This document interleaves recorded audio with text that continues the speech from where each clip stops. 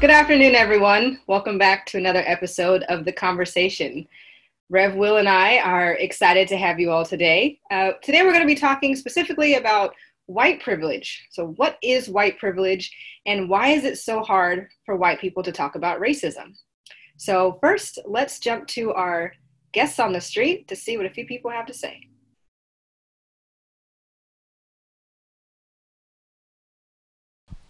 White privilege to me means going through life not being afraid or hindered on the basis of your skin.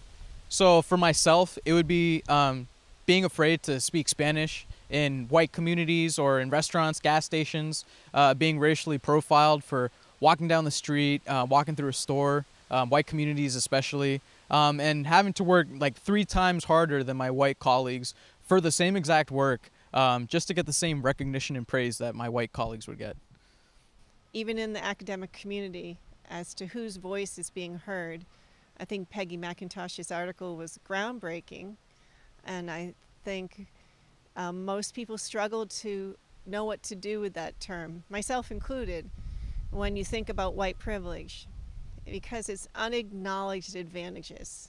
So they're outside of our awareness. So unless we really bring our intentional awareness to questioning that, we just go about our lives and we don't notice things until someone else is at a disadvantage, and generally only if that person is personally relevant or known to us do we care about it.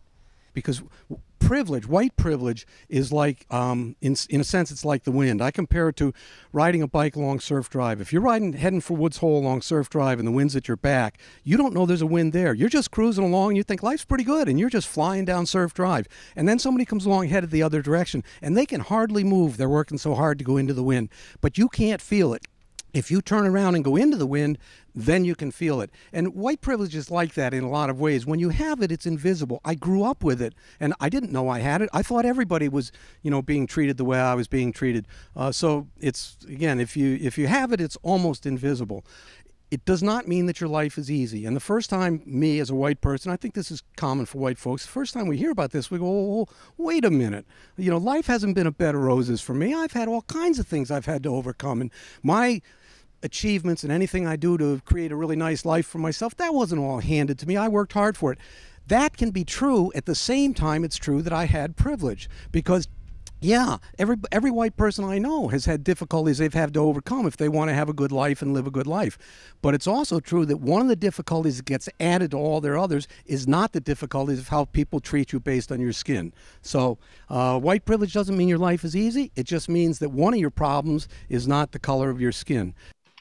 Welcome back. So we've just heard a few interesting takes on white privilege. So I'd like to open it up to our panelists. Meghan, you've lived in East Falmouth since about 2004, and I know that you're a town member for Precinct 8. You're co-chair of the Affirmative Action and Diversity Committee in Falmouth, and you're treasurer for the League of Women Voters, and you're also one of the founding members of Racial Justice Falmouth. So it seems like in all the things that you do that you have these kinds of conversations. So I'm interested in what you feel like white privilege is, and have you had those kinds of conversations within your groups? Thank you, Anji, and thank you for having me on the conversation. Yes, we've had a lot of conversations about race in the past couple of years. In particular, the Racial Justice Falmouth group it's a monthly meeting where we'll read a book or listen to a podcast or both, and then we come together and discuss the issues that are go into depth on the issues that are part of that book or podcast or movie. And we've consumed a lot of media over the past year and a half that we've been meeting. Our focus this year, since George Floyd was killed in Minnesota, is to take a small look at some of the institutions that have systemic racism built into them, like housing, prisons, police. Next month we're going to be talking about healthcare. So it's really been, for a white person, eye-opening. It's something I probably should have known for a long time ago, and I'm embarrassed that I am just learning it now, but the best time to start was earlier, but now I can only go forward. So we're happy to do it with people in town. So it's great. Yeah, it's fantastic. Thanks. Reverend Will, what do you think about what white privilege is, since you obviously have a different perspective? Yeah, a little bit. So, the thing that, as we heard in one of the video clips,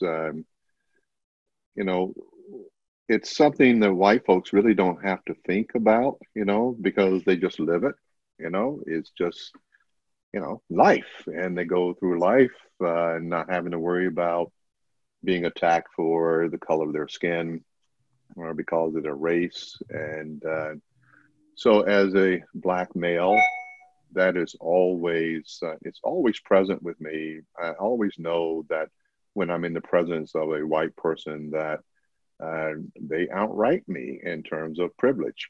And I know there's certain privileges are going to be afforded them that will not automatically be afforded me. They might, as we engage with one another, and they get to realize that, he's an intelligent guy, and he seems like a nice guy, and maybe this is someone with whom I could have a relationship. And so once that happens, then a white person is more willing to allow me to have the same privileges, or to see that I have the same right to have the same privileges that a white person has. And one of the things I'm curious to hear from our panelists is a response that I often hear from white folks, that I don't have privilege. I had to work hard to get everything that I have, and nothing was given to me. What do you mean I have a privilege that is that you don't have as a Black person? And so I look forward to hearing what our panelists and you, Onj, have to say about that. Yeah, thanks, Rev. That is going to be interesting to hear. I do want to hear from our panelists first before I jump into what I think. So, Sandy, I'd like to move on to you with your thoughts. I understand that you have a PhD in anthropology, and part of what you studied was race and ethnicity, among, seems like, many other things like women and gender studies. And you're a retired professor of anthropology at Bridgewater State. And you've been in Falmouth for over 30 years, correct? Yes. Yeah, so I'm interested in your take on white privilege and in your studies, having studied people, how you feel about the subject. Well, when I try to explore the subject with students and with people in the community, I try to show them how white privilege is, it permeates every aspect of our lives. It affects people of color economically, in that people of color earn lower wages than white people. It affects us politically, in that we have much less representation of people of color at all levels of government. In education, educational attainment is lower for people of color either because of a history of exclusion and segregation, and also because of the cost of education. So it's unaffordable to low-income people. In policing, people of color are more often pulled over for stops by police. They get higher sentences. They're incarcerated more often. They're arrested more often. They don't have the legal protections that white people have. In our neighborhoods, we have segregation, and throughout society. So it's a systemic problem. And its roots are in a history of slavery, and people who were enslaved on the basis of race, and that legacy has endured into today in all of its complexity and its permutation. So it's rooted in white ignorance and white people denying that it exists. So we face this problem of having to educate people about a system of society that privileges some and oppresses others. And it's what I call a racial class hierarchy. Whites, it's like a triangle. Whites are at the top, they garner the privileges, and they're ranked by color and class as we move down the structure. We see it in our society, we see it throughout Latin America, we see it globally. And we're working, what we need to do is dismantle it.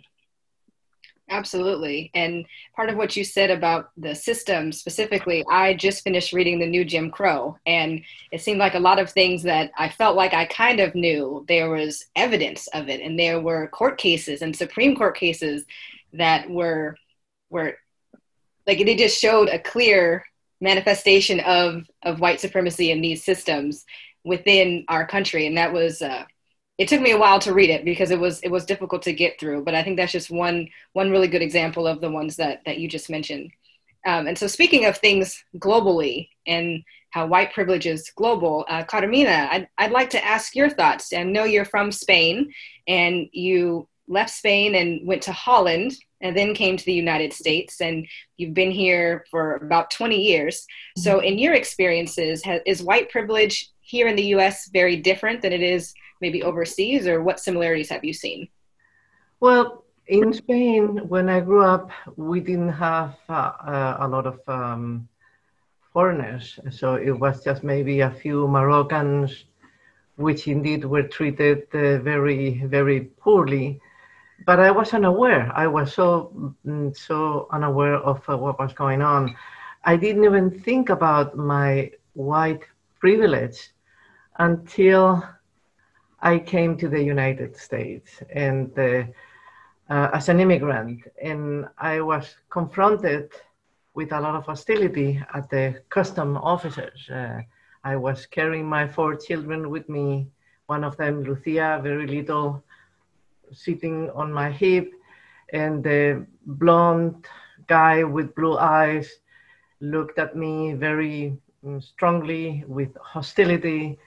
And when I started speaking with my accent, it was even more obvious that I wasn't part of the team in this country. So I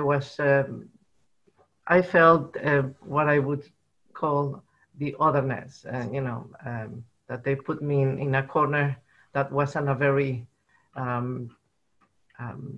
comfortable corner for me. I realized that even though I suffer just a tiny bit, I got a little taste of that hostility. It never compare, never ever, with what a Black person feels in this country from the moment they wake up until they go to bed. And most of it, fathers and mothers who never know what is going to happen to the children the moment they leave their house, if they are going to come back alive or not. So that's an agony. The only thing I have to add that puts me closer to the Black community, most of it to the Black mothers, is that my 2 firstborn in Spain were taken away from me, like they used to do here with the slaves. And they took the babies away from their mothers to be sold. And that pain I had to endure. And maybe because of that, I always felt closer to the suffering of mothers in the Black American community. Yeah. Wow, I'm very sorry to hear that, Carmina, but thank you for sharing that with us. Thank you. Rev, you look like you wanted to say something. Yeah, I got so much going through my head right now, so many things I want to say. And that I know a little bit of Carmina's story because she's had a chance to share that with me privately, thanks to a lovely invitation to her home with her husband Bill and for paella, and had a chance to hear some of her story.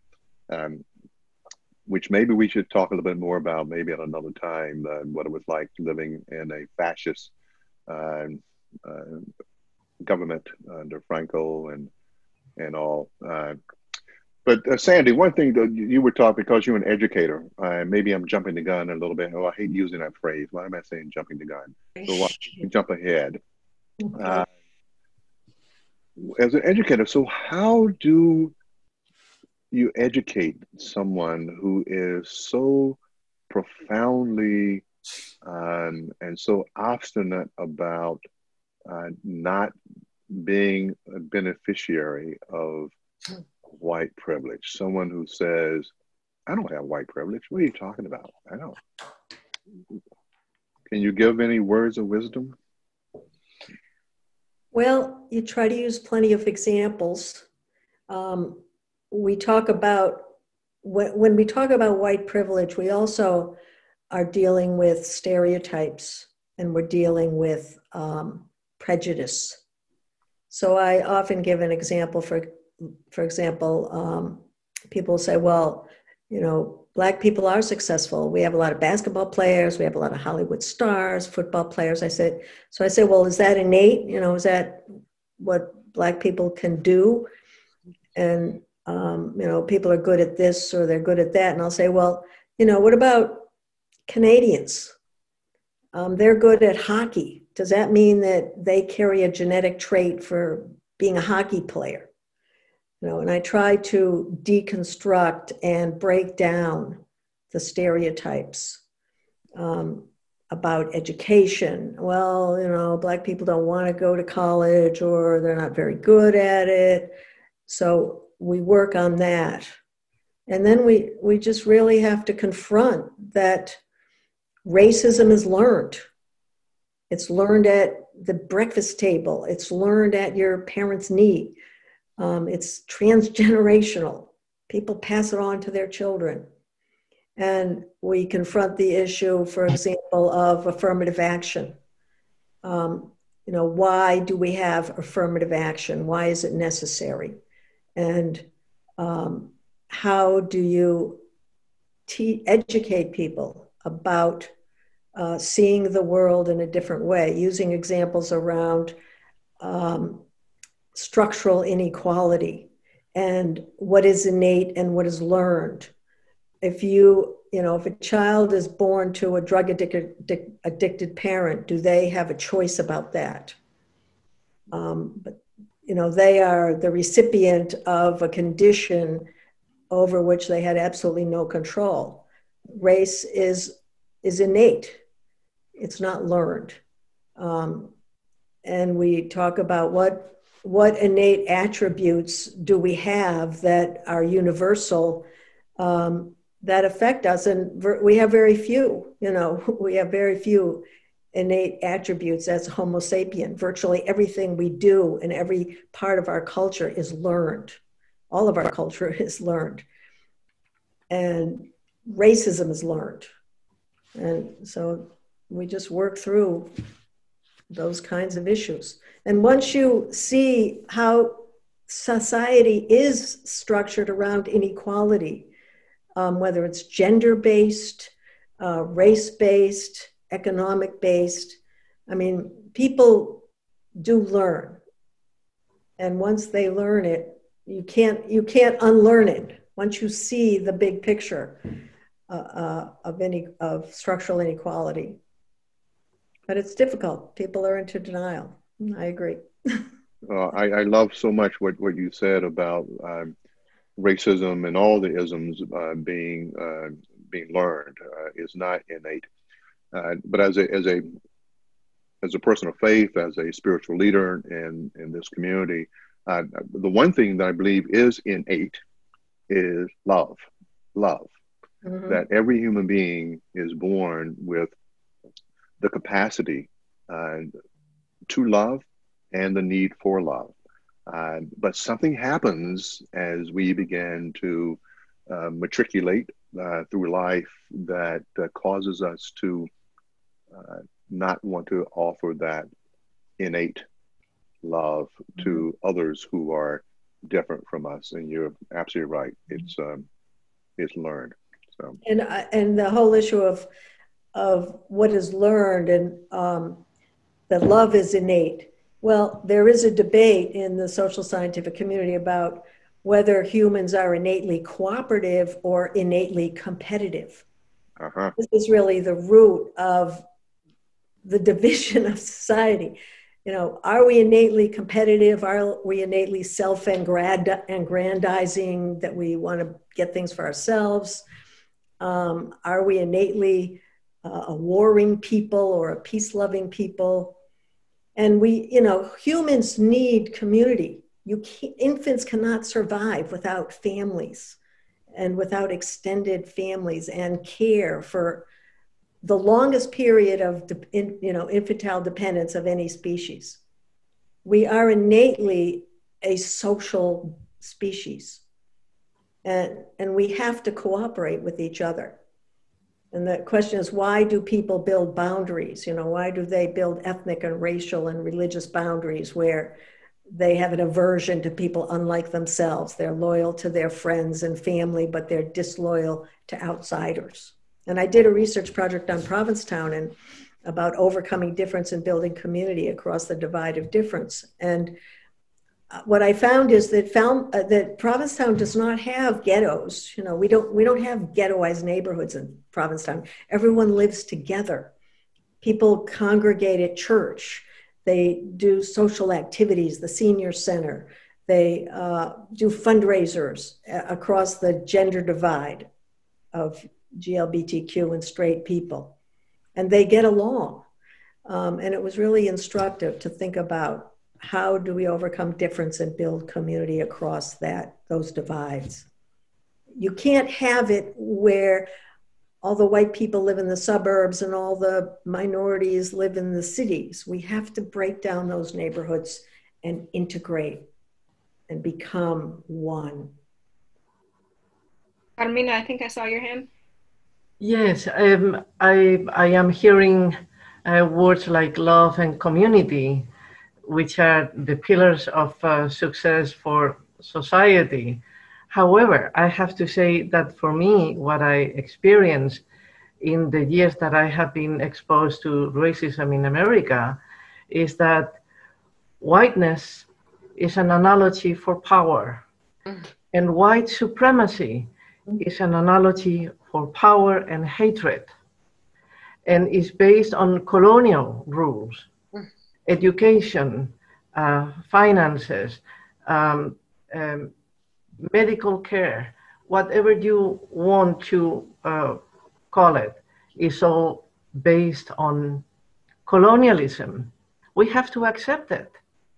And up till we don't take the brave step to kill whiteness, we are not going to be close to the solution. And pay attention, I am not talking about killing white people. It's what white people do to make sure that white supremacy stays for as long as possible. And we have it ingrained in the language we speak, in the books we are giving at the school. There is not enough Black literature or Native Americans or queer literature like this book that my daughter Lucy recommended me to read, This Bridge Called My Back, written by radical women of color. Cherry Moraga, Gloria Andalsua, Daisy Hernandez, Maria Hinojosa, all these women who are just fighters to change the systems. And we have to just acknowledge it. If we are unable to finish colonialism, then we can talk for many, many years and we'll be still in the same place. That's my feeling. People of color won't be able to get mortgages or get education or a good health system. We are seeing it now in the pandemic. It's going to be a waste of time. So either we just grab the bull by the horns, like you say in my country, or we just waste our time. That's my take. I'm very radical. I was talking to my daughter Lucy this morning, and I said, I have been invited to this panel, and I would like to start saying to hell with the white supremacists. And she said, Mama, that's your white privilege. Oh, That's your white privilege. A Black person cannot say that. So she got me right there. So I'm learning constantly how to change my colonial given language. but I think it's important for white people to say those things Mhm. because it's going to take the people in power to dismantle the systems that keep them in power. So, as you said, if I were to say that, it could get nasty, but if you were to say that, or Megan, or even Sandy was to say that, white people might listen, or they definitely wouldn't look at you guys as harshly. I know there's definitely been studies that show when a Black person, whether or not it was true that they brought up something in their workplace or in their community that was racist or biased, whether it's true or not, they are now seen as like an outcast, as a problem person, as a troublemaker. Nobody wants to deal with them. But if the same thing is brought up by a white person to these white people, then it's like, oh, well, maybe I should listen to that. It's like my mom says all the time to me, well, I told you that when you were growing up. And I'm like, yeah, but now I hear it from my friends. And so now it makes more sense. So that's kind of an apples and oranges. But I think along those same lines, what you were saying, Carmina, about acknowledging our history and acknowledging the words that we use, I think is incredibly powerful. So, like I said, I just finished reading the new Jim Crow, which was a fantastic book that I know this isn't a book club, but I'm definitely plugging that book. Oh, yeah. And it really, really gets into how we ended up with all these Black men specifically incarcerated in our country. And if we don't acknowledge all of the systems and the policies and the government practices that were put in place to lead to this point, we're never going to be able to dismantle that system. And so, I know it's a difficult topic to discuss, and it's especially difficult for white people to discuss racism. So I think real quick, we'll go back to the street and see what our guests on the street have to say about why they think it's so hard for white people to talk about racism, and then we'll come back.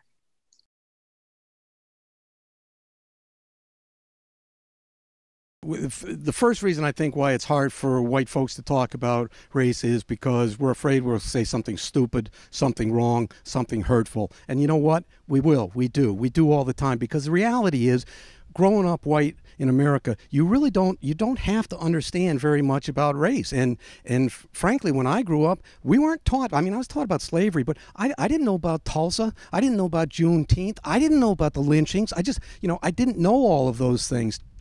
So the experiences that people of color have, I struggle to be educated about that and to understand that. In my lack of understanding about it, I say stupid and hurtful things. I think that the key thing for white folks in talking about race is to acknowledge that we're not the experts on race, and we are going to make mistakes when we engage in conversations at it. And the right response then is not to be defensive. It's not to say, you misunderstood me, I didn't mean that. It's not to say, oh, I'm sorry, but I really didn't mean that.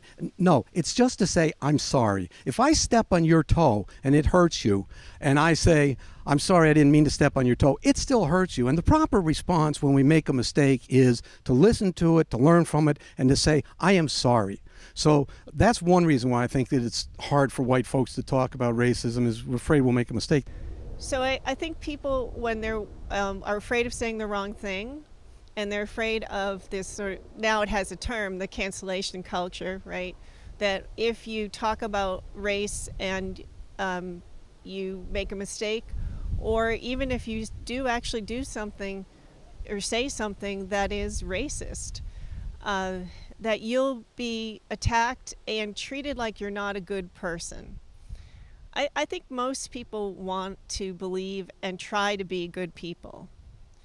So it's very hard then to bring together the idea that good people can unintentionally and intentionally do things that are racist, whether it's, microaggressions, and that might be unintentional, it might be intentional, and you may not own on to the fact that you're doing it because of someone's race or because you think you have a right to do it. So I think it's hard for people who want to feel like they're a good person and that they have good intentions. And so it's hard to have conversations, except white people have to be willing to do that, given what people of color have had to endure historically on the receiving end of someone's intentional or unintentional racism or bias. I think the reason why it's so hard for white people to talk about racism is because they've already gone through life looking at life through a certain lens, and where they see the system has always supported them and given them the privileges. So it's kind of hard and unfamiliar for them to talk about racism because they've already have seen a working and functioning system. But ideally that would be just for them. So they don't understand, and they're uncommon, and they're uncomfortable with being approached and having to deal with these conversations of racism and white privilege when they've already seen a working system for themselves. Well, those were some interesting comments, and we want to hear what our panelists have to say in response to some of them. But before we do that, I was holding one question, and I wanted to put to Meghan, following Onj's comment about, well, this isn't a book club, you know, and we weren't going to turn it into that. But it just, you said, Meghan, that your group, Racial Justice Falmouth, has been doing a lot of consuming of media, I think is the way you put it. And so I guess the question is it making a difference? Is it opening people's eyes? Is it frustrating people? Is it, what are people learning, if anything? I can't answer for the group. I can tell you that we have a steady core of about 10 people that come back every month. So I think it's making a difference to those. We have some people that have come in and out, so I'm not sure it's helpful to them. It's a lot of work.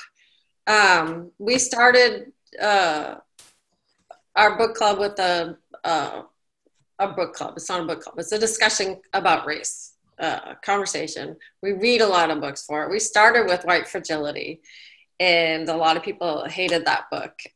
We moved on to So You Want to Talk About Race, and some people who liked White Fragility didn't like that one, and vice versa. I loved both of them. I feel actually we started with a book that's really changed my perspective on history, and I think that's one of the, we talk about education as a way to change systemic racism. I'm not sure that's really what we need. But if you want to learn a lot about history that isn't taught in schools, you can read Lies My Teacher Told Me. It's a great, great book, and it makes me want to learn about our real history now. We've also talked a lot about how we can affect change. So we're moving into a spot where we're learning about racism, about institutional racism, and what we can do to affect change. I think the white people have to do it. I don't think all white people have to participate in order to change our systems. If they did, we would never change, because there's so many white supremacist people that will never give up their power to women, people of color, indigenous people. It's just that's not going to happen. So I think by reading, consuming the media, we're learning our real history, we're able to talk about it, and we're able to stand up to microaggressions that we witness, or have conversations with Facebook friends that maybe they haven't learned what we've learned. So it's given people in our group the strength and courage to stand up against racism, become anti-racist, as Ibram Kendi says. Carmina? Yes, it's a coincidence that you mentioned White Fragility, written by, I guess, Robin DiAngelo. Mm-hmm. My daughter Lucy mentioned that book this morning, but to criticize the woman.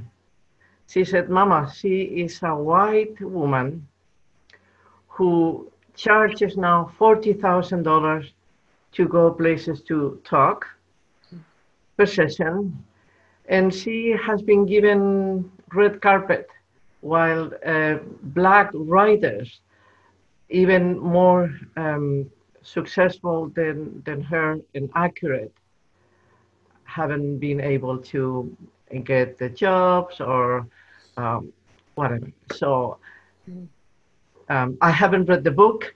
I, I am very ignorant about the book. I should read it. But see, my daughter is very much on top of this kind of matters. She is my teacher. She is educating me in those matters because I am very ignorant. And so I don't know. I just wanted to say it.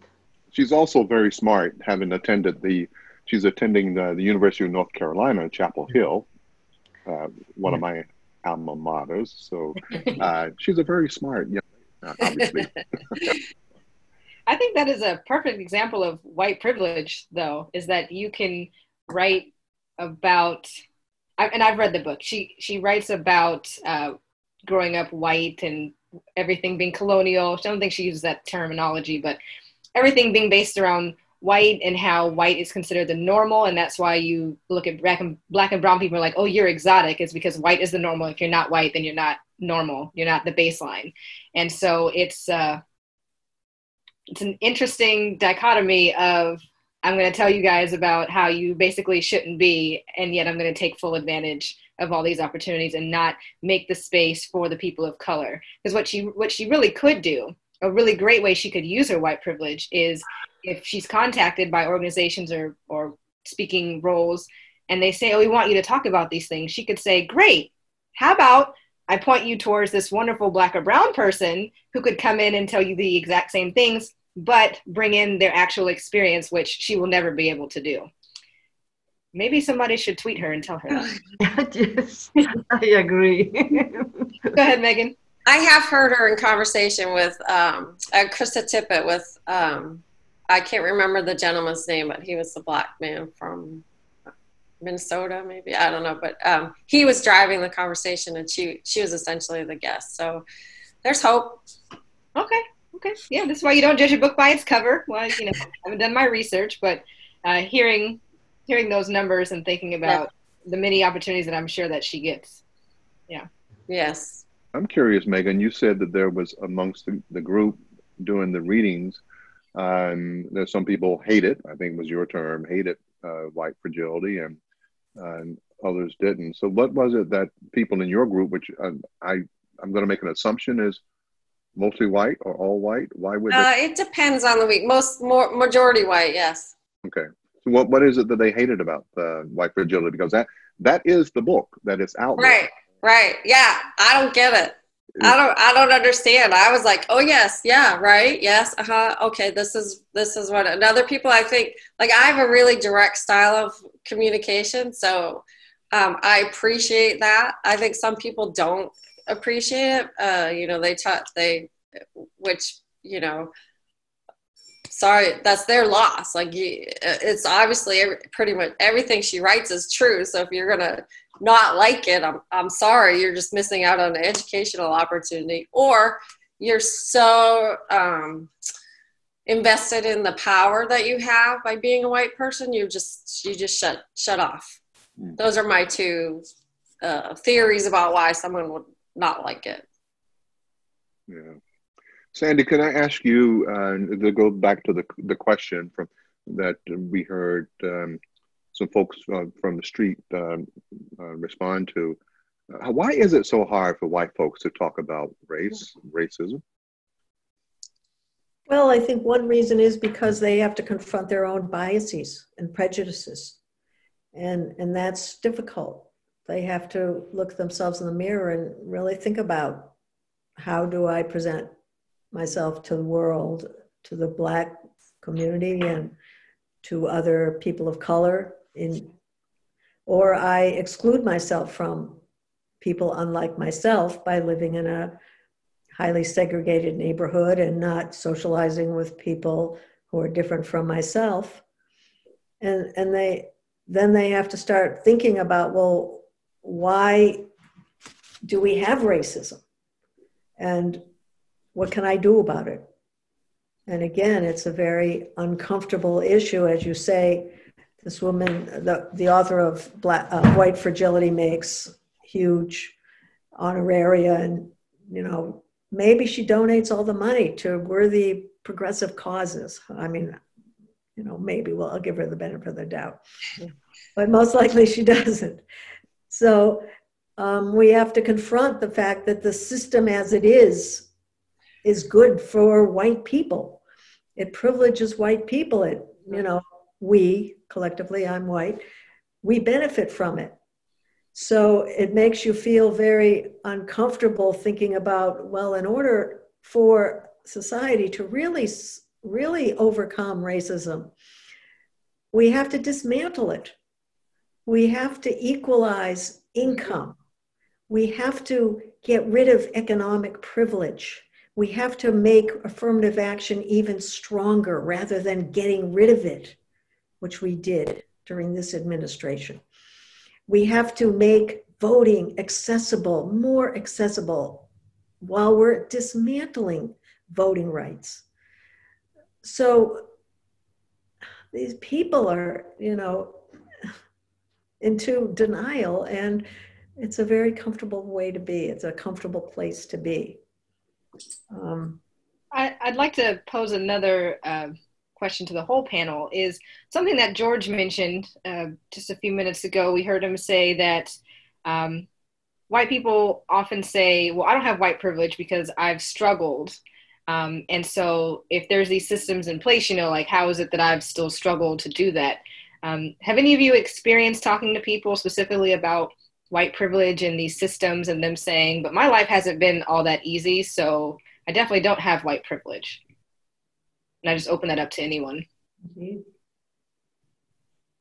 If I may, I think, I feel that in general, if you wake up every morning thinking that you are not going to be threatened or that you are not a threat, your life is going to be a lot easier. So it's less of a struggle to begin with. I know that Black people need to fight a lot harder to get, and I would say a million times harder to get where white people are. And even though we all have our sufferings and our fights and our problems, I would never dare to compare my issues, my problems, with what a Black person or a Native American or a queer person or a gay person fight every day. Again, going back to my daughter in North Carolina, she's queer. She lives with her wonderful woman who is also a tremendous activist. And now I'm getting a little taste of what it is to worry about my children, because as you probably remember, Will, the University of North Carolina in Chapel Hill is a nest of white supremacists. The university is very biased, and there are rallies in the campus often, and the white supremacists are right there, with their flags, with their guns. And my daughter and her woman are always at the front with the multicolor flag. And I feel the years that she was working in Beirut, in Lebanon, I was less worried than I am now with her living in North Carolina. It's the truth. So, yeah. If that answers a little of what you were asking. Yeah, absolutely. Yeah. Yeah, go ahead, Megan. I love how George's reference about the bicycling with the wind, with the headwind or tailwind. I think it really brings home the fact that everyone's working, everyone's riding on the bike. Someone who's white, at least they have a tailwind. And you don't notice it because you're biking. So I think the challenge with people that compare their suffering to a person of color's additional burden is it's not a fair comparison, because the white person's still white. They have privilege. They have unearned privilege. They get doors open for them. They get away with things. They probably get more money. They probably can live in better places, you know, just because they're white. The person of color or black person, it doesn't, they, you know, they have a lot more challenges than the white person.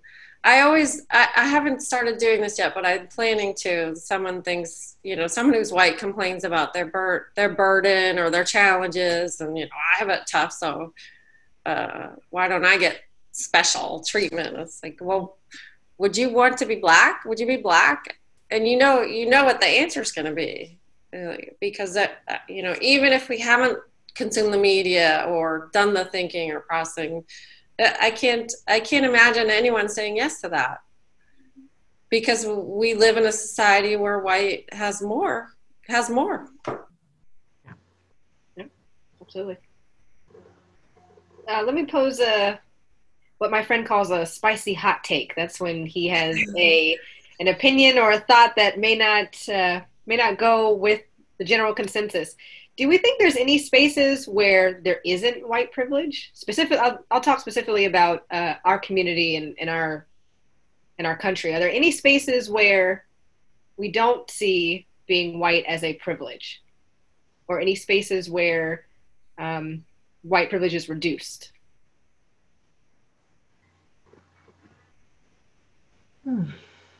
That is a question. Yeah, go ahead, Sandy.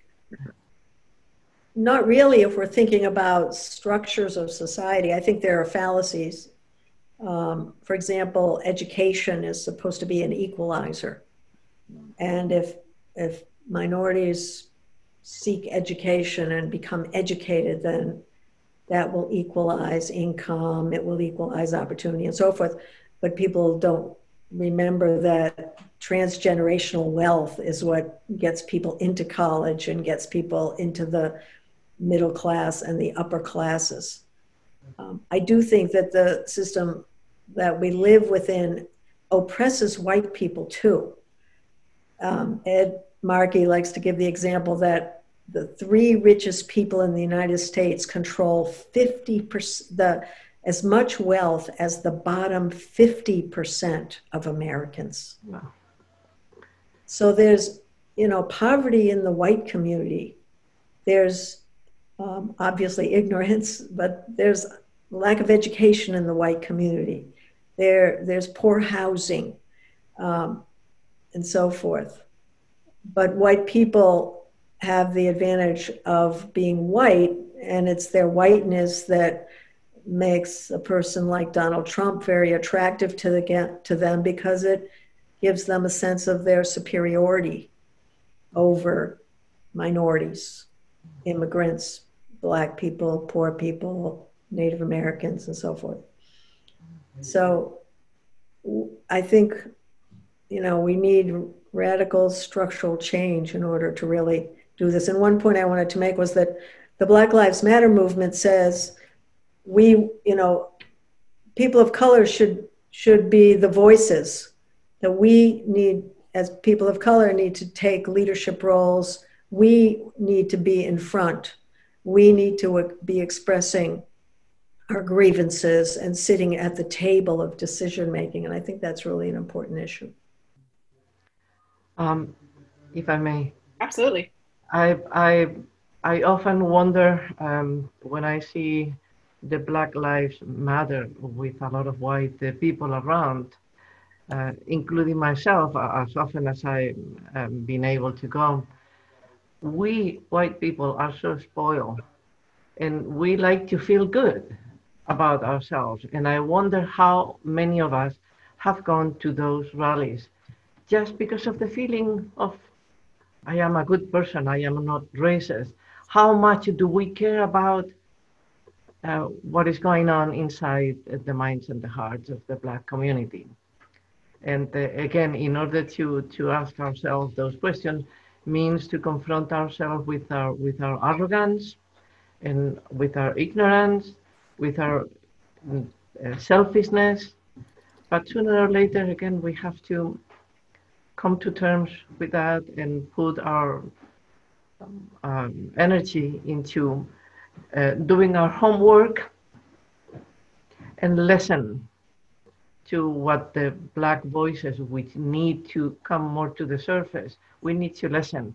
My message now uh, is that Trump, if we only blame him, is very unfair. Mm-mm. He's a monster, we all know that. But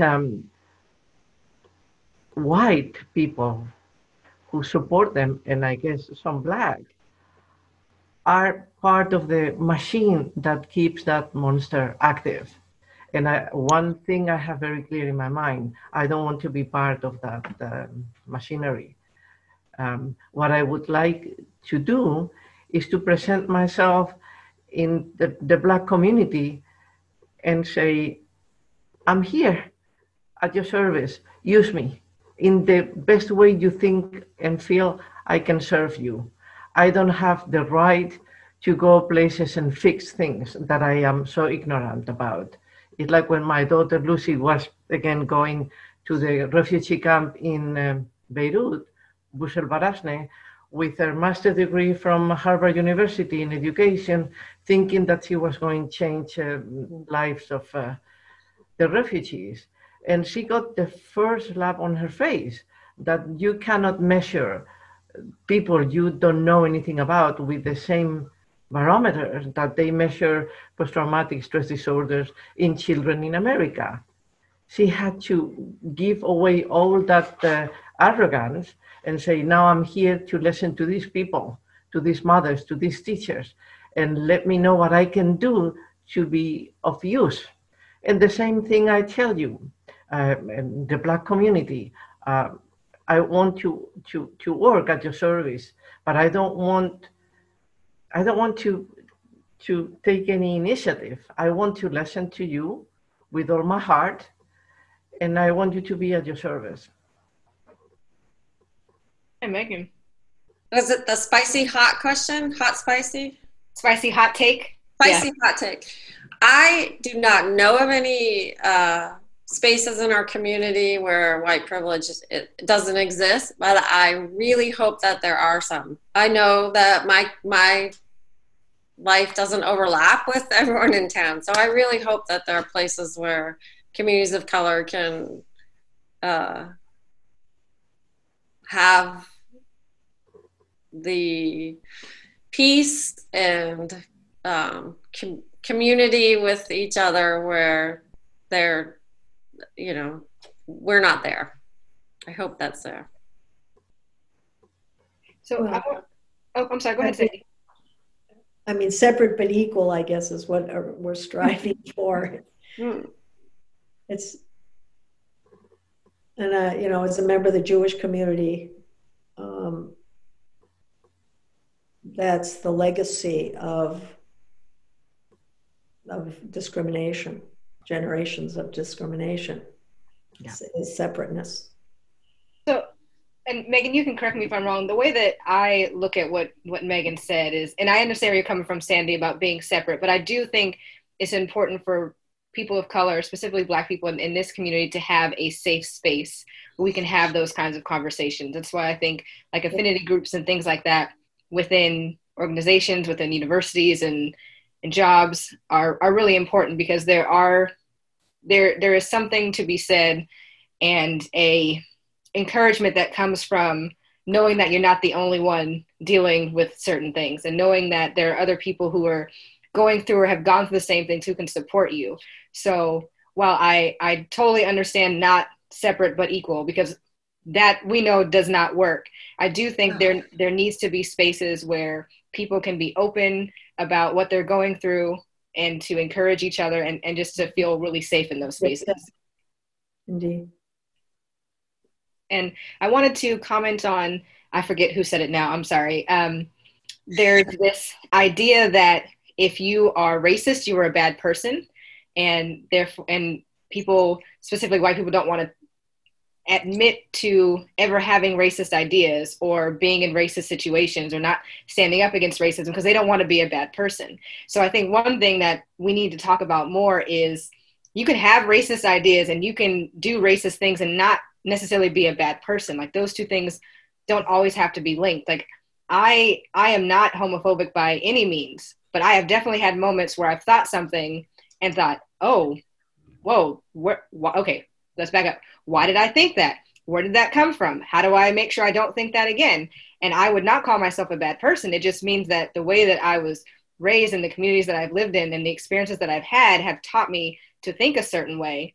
And that's just homophobia. If we talk about racism and how that's embedded in everything, we just talked about it in our schools, in our policing, in all of our systems. There is no way you're not going to not think something racist at some point. I think the important thing is to know that just because you have those thoughts or you don't act on something that you see as racist doesn't mean you're a bad person. It just means you got a little bit more work to do. Yeah, Megan. I agree. And I mean, our sister, we're at our racial justice Falmouth discussions, we somewhat jokingly, but somewhat seriously say we should start off like they do in AA and say, my name is Megan and I'm a racist, because we all are. And then we can figure out how to become anti-racist. So. Exactly. Acknowledgement. You have to acknowledge. Right. Yeah. Right. Yeah. Right. Yeah. Well, Megan said early on that it takes work, and that's what I've been hearing you all share in these last comments. The only place I know that is not infiltrated by white privilege, or why white privilege is not dominant, is in my home. Mm. That's about the only place. And there are times when it even creeps in, but that's the only place I can think of. And by the way, Carmina, since you extended yourself to work with Black and Brown folks, I've got your number, I got your email, so we're going to put you to work. Yes, please. I'm ready. I'm all yours. Okay.